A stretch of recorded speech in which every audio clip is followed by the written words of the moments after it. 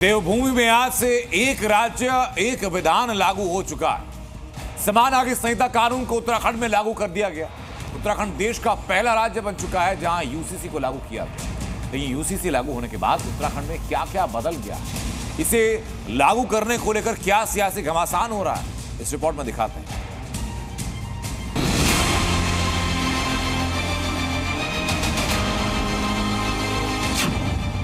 देवभूमि में एक राज्य एक विधान। सीएम पुष्कर धामी ने जैसे ही समान नागरिक संहिता पोर्टल लॉन्च किया, इसी के साथ उत्तराखंड ने इतिहास रचा और वो यूनिफॉर्म सिविल कोड लागू करने वाला देश का पहला राज्य बन गया। समान नागरिक संहिता आज लागू हो गई है।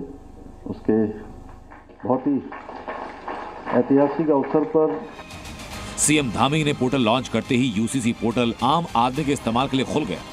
यूसीसी पोर्टल की लॉन्चिंग के बाद सीएम धामी ने कहा कि हमने उत्तराखंड की जनता से किया हुआ एक और वायदा पूरा किया। यूसीसी का संकल्प बीजेपी ने 2022 के विधानसभा चुनाव में लिया था। बीजेपी को जब यहां दोबारा सत्ता मिली तो फौरन इस पर काम शुरू हुआ।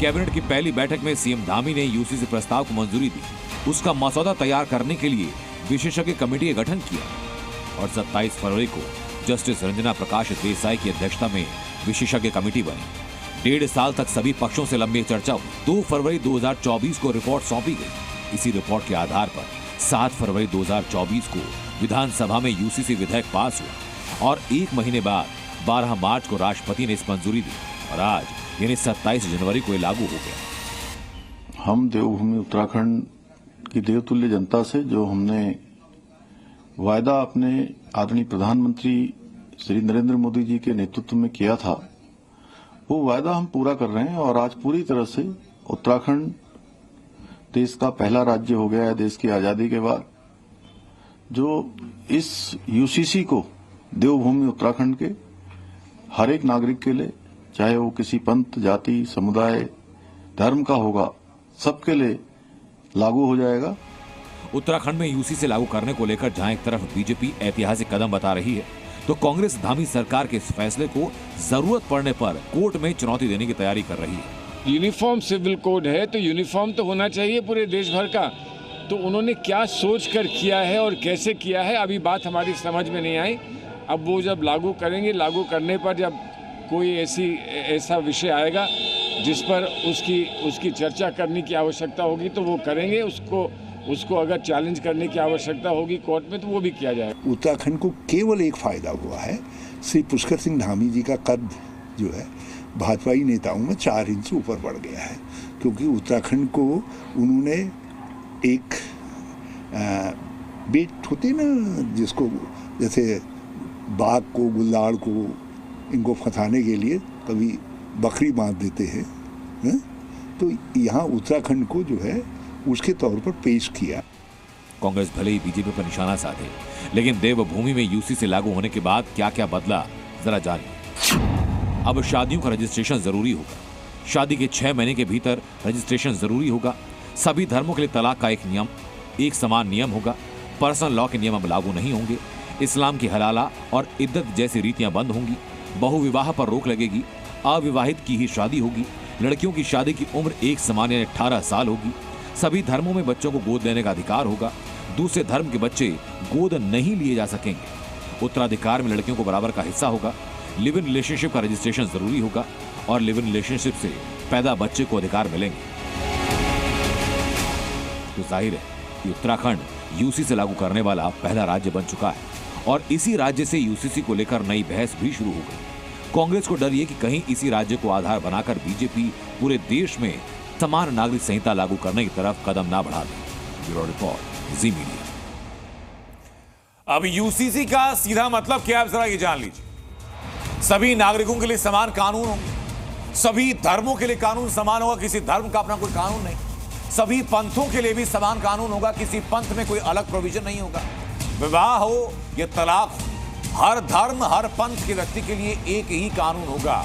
इसके साथ साथ विरासत और उत्तराधिकार पर भी समान कानून बना दिया गया। विवाह अगर होगा तो उसके ऊपर रजिस्ट्रेशन होगा, इसके लिए भी सभी के लिए कानून है।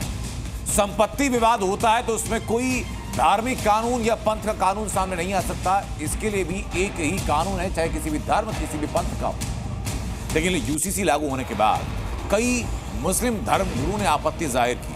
उनका कहना है कि अगर ये उनके मजहब के खिलाफ होगा तो नहीं माने जाएंगे।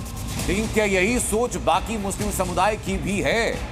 क्या मुसलमानों को आमतौर पर लगता है कि यूसीसी उनके मजहब के आड़े आने जा रहा है? इसी के लिए जी न्यूज पहुंचा देहरादून में मुस्लिम समुदाय के लोगों से बात करने के लिए। उनका क्या कहना है, सुनिए जरा। यूसीसी को लेकर राजधानी देहरादून के जो मुस्लिम समाज के लोग हैं उसमें खासा आक्रोश देखा जा रहा है, और वो किस बात का आक्रोश है हम जानने की कोशिश करेंगे। आज यूसीसी लागू हुआ है, यूसीसी लागू होने पर किस तरह का आक्रोश है, आखिर विरोध किस बात का? आक्रोश आप देख रहे हैं, ये जन सैलाब यहाँ उमड़ा हुआ है। ये दिखा रहा है कि सरकार को इस कानून को वापस लेना पड़ेगा। कहीं ना कहीं संवैधानिक मूल्यों की हत्या हुई है। भाजपा और संघ की सरकार ऐसे क्यों कानून लाती है जिसमें देश में विभाजन हो, जिसमें बंटवारा हो, लोगों को सड़क पे आने पर मजबूर होना पड़े। कभी नोटबंदी के नाम पे निकालते हैं, कभी सीए के नाम पे निकालते हैं, कभी एनआरसी के नाम पे निकालते हैं। आप खुद अपनी बातों में फंस रहे हैं। पहले मुस्लिम महिलाओं के उत्थान के लिए 3 तलाक कानून लाए हैं, अब यूसीसी लागू कर दिया। सरकार कह रही कि समानता आएगी, एक साथ में सब लोग रहेंगे। आखिर में आप लोग किस बात का विरोध करने उतर गए? हम लोग इस बात का विरोध कर रहे हैं कि भाजपा जो है सिर्फ धर्म के आधार पर बांटने का काम क्यों करती है। कहाँ है वो 15 लाख, कहाँ है वो बेरोजगारों की नौकरियां? उत्तराखंड में महिला कितनी असुरक्षित है ये सबने जाना। अंकिता भंडारी के मामले हर किसी को पता है, लेकिन सरकार अपने मुद्दों की बात नहीं करती। सरकार सिर्फ धर्म के बंटवारे की बात करती है। सरकार इस देश की गंगा जमुना तहजीब को बांटने की बात करती है। अपना रिपोर्ट कार्ड लेकर सरकार कभी सामने नहीं आई। सरकार बताए कि उसने कितने बेरोजगारों को नौकरी दी। नौकरी की बात कर रहे हैं, लेकिन यूसीसी का तो आप लोग खुलेआम विरोध कर रहे हैं। आखिर विरोध किस बात का हो रहा है? देखिए, विरोध इस बात का हो रहा है कि बहुविवाह यदि इस्लाम में कुरीति है तो 5 जनजातियों को क्यों छोड़ दिया गया? क्या जब हम बात 1 नेशन 1 टैक्स की बात कर रहे हैं, हम 1 नेशन 1 इलेक्शन की बात कर रहे हैं, तो ये समान नागरिक संहिता रह नहीं जाती। दूसरी, आप बात कर रहे हैं बेटियों के उत्थान की, तो अगर आपने यूसीसी कानून पढ़ा हो तो उसका 28वां पैरा का सब क्लोज 1 ये कहता है कि विवाह के उपरांत 1 वर्ष के भीतर आप तलाक की अर्जी नहीं दे सकते। लेकिन आपको बताता हूं कि इसमें अब उत्तराखंड में क्या क्या बदलने वाला। शादी के लिए नियम ये होंगे कि जो पहले से अविवाहित हैं सिर्फ उन्हीं की शादी होगी। उत्तराधिकार के नियम ये होंगे कि विरासत में सभी धर्मों के लिए उत्तराधिकार के नियम समान हो चुके हैं। शादी के रजिस्ट्रेशन यानी शादी के 60 दिनों के अंदर रजिस्ट्रेशन करवाना जरूरी होगा। संपत्ति विवाद में वसीयत हो या उत्तराधिकार हो, ये सारे विवाद समान कानून से निपटारा इनका किया जाए। आगे बढ़ो तो वहीं